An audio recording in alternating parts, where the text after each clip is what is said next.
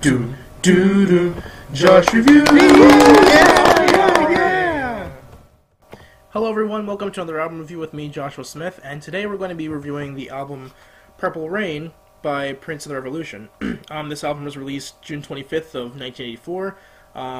Some chart information about it. It peaked number 1 on the US Billboard 200, number 1 on the US Billboard R&B albums, has gone 13 times platinum in the US, selling over 13 million copies, and has won 2 Grammys since its release. It was released on the label Warner Brothers, and the singles are When Doves Cry, Let's Go Crazy, Purple Rain, I Would Die For You, and Take Me With You. So without further ado, let's get this started. So let me just start off by saying that this was a landmark album, not only for Prince, but for pop music in general. It's widely regarded as Prince's greatest work. While it's not my personal favorite album of his, I have to admit that it's definitely one of his best, his absolute best. But what exactly makes it the best? Let's find out right now. Before Purple Rain, Prince was already quite popular, and his previous LP, 1999, had put him pretty far at the top. But when Purple Rain came out, it changed everything.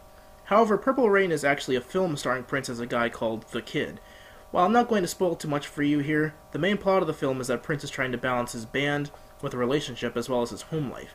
He wants to be a good leader and understand himself, and the whole film was one big internal struggle, and all of that is transferred over to this soundtrack. To really understand the meaning and thought behind this album, you have to go see the movie, so go watch it if you haven't seen it yet. The album starts off incredibly strong with its opening track, Let's Go Crazy, which is both spiritually and emotionally infused, and this is a common theme for this album. A lot of the tracks on this LP refer both to religion and romance at the very same time. Not only that, but this is the first album where we really get to see Prince's skills as a guitarist. Near the end of this track, Prince performs a high-pitched guitar solo that we haven't heard anything like before him at this point. This is also the first album to really show off his new backing band, The Revolution. Of course, they made their first appearance on 1999, but this album features them heavily, even at having a point where Wendy and Lisa talk to each other in the intro of Computer Blue.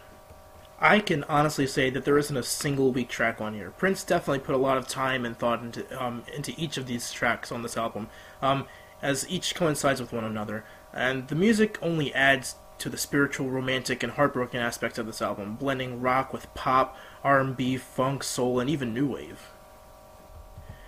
The controversial track Darling Nikki sent Paris into a tailspin, mainly attributed to its highly sexual content, and that's another thing about this album. It explores more Prince's personal feelings and thoughts more than any album before it. His sexuality, his spirituality, his insecurities, etc. They were all touched upon in previous efforts, but this album really puts all of that out into the open.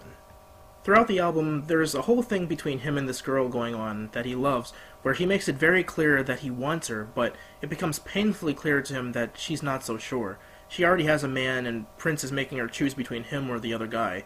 He starts to become insecure about the whole situation, wondering if it's even worth the effort if she doesn't feel the same. This is mostly told through The Beautiful Ones, which is an amazing and incredibly emotional ballad, the mega hit When Doves Cry, and Take Me With You. On the other end of the spectrum, Prince is proclaiming a spiritual faith, and no other track does it like I Would Die For You, in which he says he would die for the person he loves, but also that Jesus died for us as well. And the title track, Purple Rain, is him combining both stories of love and spirituality into one of the greatest ballads ever written.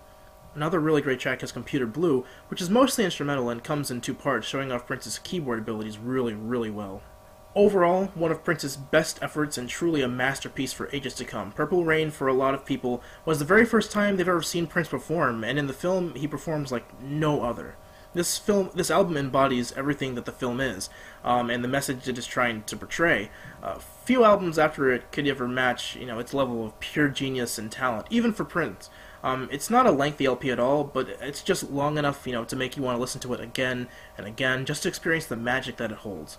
Anyways, thank you for joining me on this another album review. I hope you enjoyed, and look forward to more of these. If you want an album or a song to be reviewed that you like or recommend to be reviewed, just leave a comment down below, and I will get to it as soon as I possibly can. But again, thank you for watching, and so long.